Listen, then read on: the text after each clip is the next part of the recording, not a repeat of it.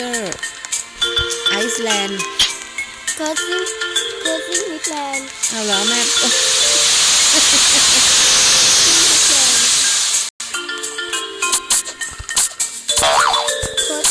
เราก็เก็บไอ้นี่ขายไปซื้อของ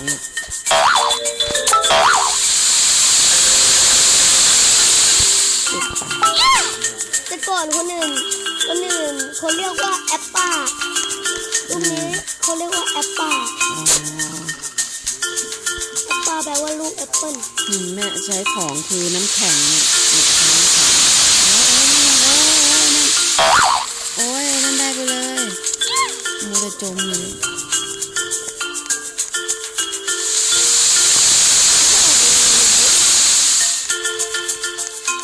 เก็บแอปเปิลข้างนอกคนเยอะจังเลยเนี่ยแอปป้าเขาเรียกว่าแอปป้า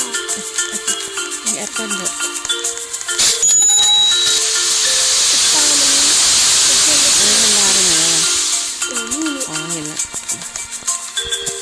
ใส่เกาะอยู่โดดยากเลยกันตกมาเลยก่อนนี้บอกเลยว่าทดสอบก่อนโดดยากเอากันโอ้อันนั้นคือลูกอันนั้นลูกไฟนั่นลูกภูเขาไฟระวังด้วยนะเดี๋ยวนี้ดูคนนี้แต่งตัวอะไรเนี่ยนี่มันได้ฟรีไอ้เนี่ยไอ้หัวอวกาศเนี่ยคุณชื่ออะไรเราขอเป็นเพื่อนหน่อยคุณหัวอวกาศอ่ะดูชื่อเขาได้นะเดี๋ยวแม่ดูนี่เขาชื่ออะไรนะเราก็จะได้ของชื่ออะไรนะดูไหนวะเนี่ยเละนี่ไงแอปเปิลเขาชื่ออะไรคุณเดี๋ยวลองไปดูซิว่ามันแถมฟรีหรือเปล่าตอนเล่นตอนนี้จบก่อนดิตอนนี้ชนะแล้วรู้ไปนะเราเล่นที่เสร็จตอนนี้แอดเป็นไม่ได้ไม่เป็นไรเตรียมเล่นเราก็จะเล่นกันสักตาสองตาเนาะ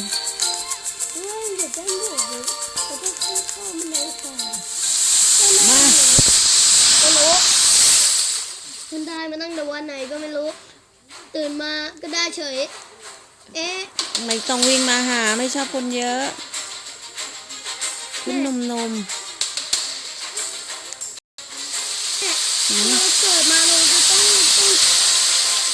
ไม่น่าเชื่อเลยใครได้ระเบิดทันมา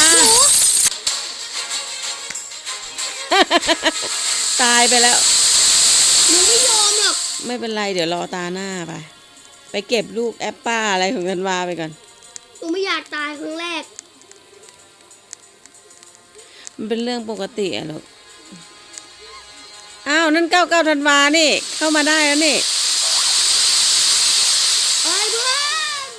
อุ้ยพายุทอร์นาโดหนูก็ได้แม่ถ้าตรงนั้นเจอดาบเราจะตายโอ้ยมันมีคนไปเอานั่นโอ้ยแม่วิ่งไปไม่ทันเลยโอ้โหดูลุงมันโอ้ยยาตรงที่บ้านนั้นเจอทอร์นาโดใครเขาเรียกบ้านเนี่ยนั่นบ่อตายแล้วเขาเรียกอะไรเกาะนั้นนี่เหรอนั่นซ่อนลงตายยักอยู่นี่แหละดูไม่เป็นหรอกไอ้คนนั้นมันดูไม่เป็นหรอกเร็วผู้หญิงเร็วเป็นผู้หญิงเกือบไอเด็กคนตายโอ้ยอย่าโดดมันจะสูงมากอย่าโดดแม่จะวิ่งไปอันนู้นไม่เรื่องกันวาลายมากเร็วผู้หญิงคนนี้อยู่ที่นั่นโอ้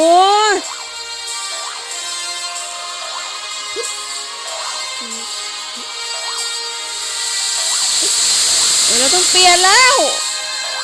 แล้วไม่เนี่ยอันนั้นร้อนถ้าเราตกไปถ้าเราตกไปเกิด กิดมันมีเกิดเราเกิดตรงที่หมุนอ่ะเราตายจะพูดถึงไอ้ดามันหมุนเลยมันเกิด โอ้ยคนนั้นโดนหมุนมานี่ วันดีรองเท้ามันใช้แล้ววะ โอ้อันนี้น่ะมันอันอื่นมันไม่มีเลยน่ะอันนั้นก็โหร้อนอ่ะ โอ้โหดูสิมันจะรอดนี้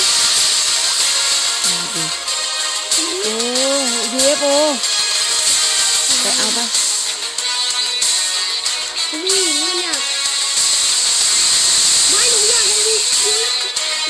ไม่เอาเหรอวิ่งว้าวเลยคือวิ่งการหายตัวเนี่ยมันดีที่สุดก็คือวิ่งคือวิ่ง โดนระเบิดไปหนึ่งโดนระเบิด จะเดินไปขัด เฮ้ยเราที่หนึ่งที่สองที่สามอ่ะ ไอ้ที่วิ่งมันตายมันใช้ UFO ไม่เป็น เฮ้ยเฮ้ย ไอ้วิ่งมัน เฮ้ยเราโคตรเท่อะยังไงก็หนึ่งสองสามอ่ะได้ของแน่นอน เย้เย้เย้ ไอ้ตรงเขียวๆนี่คือรางวัลที่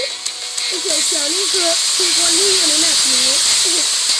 ตกใจโอ้โหใครโดนไอ้นั่นมีดนะเห็นไหมมีดมันจะฟันทันทีนะอันนี้แหละไม่ต้องไปไกลแล้ว ดูเพื่อนดิจะรอ ถ้าธันวาได้ดาบห้ามฆ่าแม่ ถ้าแม่ได้ดาบแม่ก็ไม่ฆ่าธันวาถ้าแม่ได้ระเบิดแม่ก็จะไม่ฆ่าธันวาโอเคป่ะไอ้ชาคนนั้นโดนทอนะโอ้ย เย้สนุกจังเลยเฮ้ยแม่ของมันร่วงด้วยอ่ะเนี่ยของ เกาะมันจะต่ำลง ใช่ถ้าอยู่เกาะนี้มัน เอาธันวาแม่นี่แหละเกาะต่ำใช่ไหม กดตามไม่ตายอ่ะ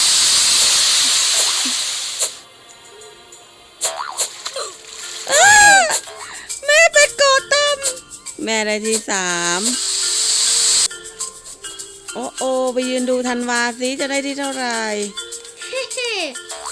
ขอให้ชนะธันวาไปเร็ว หนูจะกระโดดลอกเขาเนี่ย ที่หนึ่งเหรอที่สอง หนูจะกระโดดลอกเขา โอ้ยยืนเฉยๆเถอะนั่นไง เฮ้ยคนนั้นเขาเจอคนนั้นแล้วเฮ้ยที่หนึ่งที่หนึ่งอ่ะ ธันวาคือที่หนึ่งแม่ที่สามเคมโอเคเกมนี้ก็เล่นที8 นาทีเนาะเออก็โอเคนะ